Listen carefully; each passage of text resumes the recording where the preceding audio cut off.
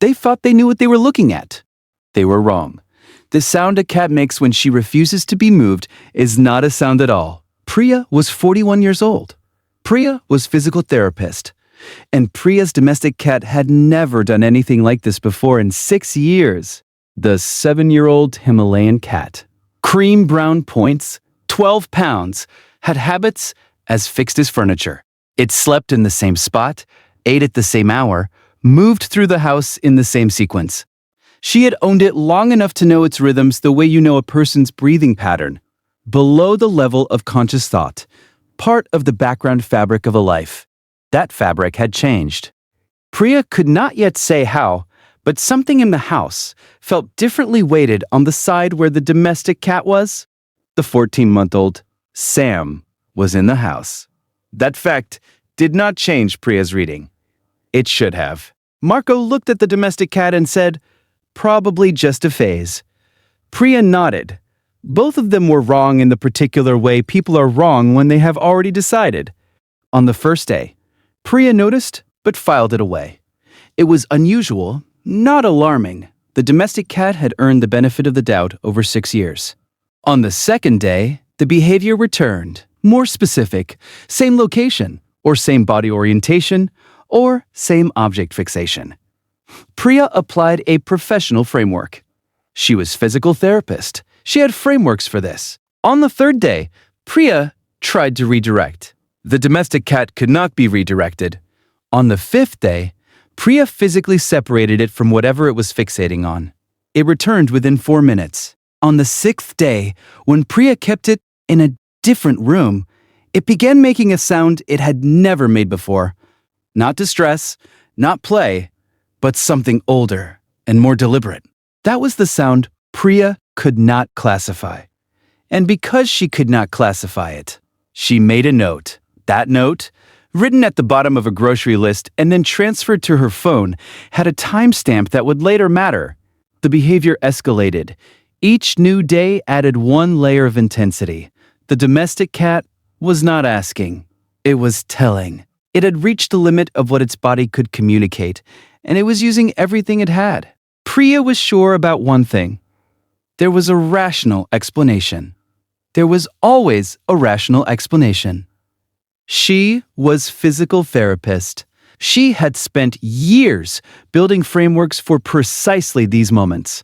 And the framework said, animals have anxiety responses. Animals have resource guarding behaviors. Animals have attention-seeking cycles. The framework was reliable. The framework was wrong. What the framework could not account for was the thing that had no visible symptom, no apparent trigger, no surface-level evidence that anything was wrong.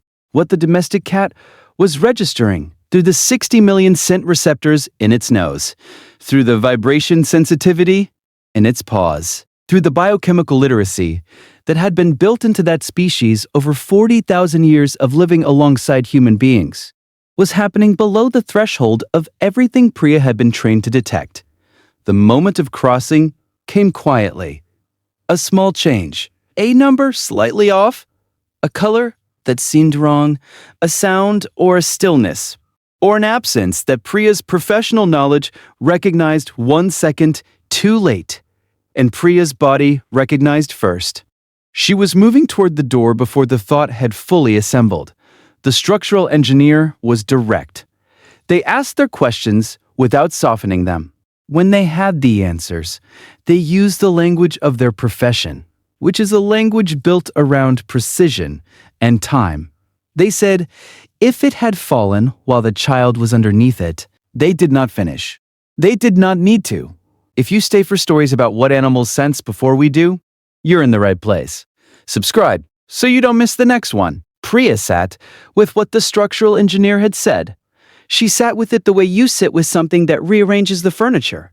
Inside your certainty, sitting at the bookshelf base. Not sleeping, barrier, refusing to move, alarm. She had dismissed all of it.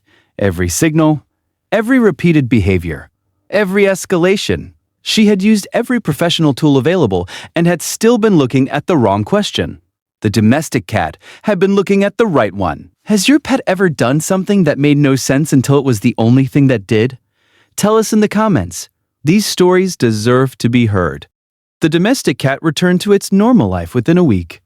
Its regular spot, its regular habits, its regular morning sequence through the house.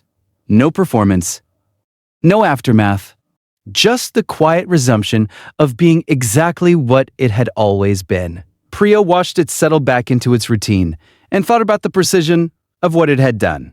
Not because it had understood the outcome. It had not understood the outcome. It had understood that something was wrong, and it had been physically incapable of stopping until someone else understood that too. If stories like this matter to you, subscribe so you never miss the next one. There is a kind of loyalty that does not require language or diagnosis or the ability to explain itself. It only requires that the animal keep pointing at the thing that matters, for as long as pointing takes, until someone finally looks.